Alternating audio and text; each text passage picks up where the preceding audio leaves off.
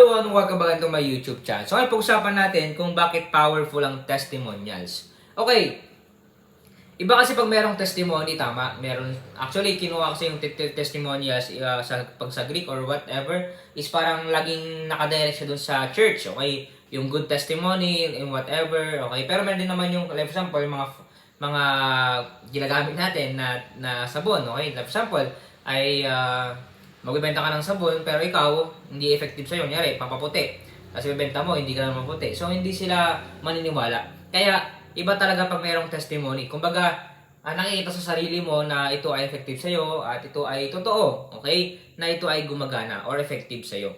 Okay, so para sa akin ito kasi ay social proof.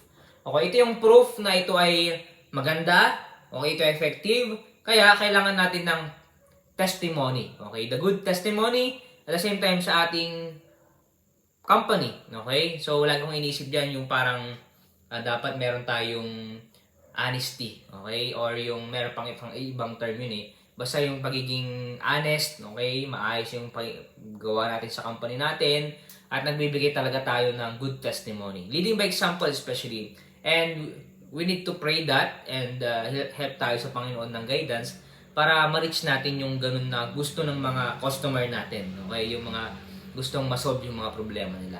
Okay, yun na naman. If you want to buy this book, click the Facebook page of Vision Initiation. Message lang po kayo. Salamat po and God bless.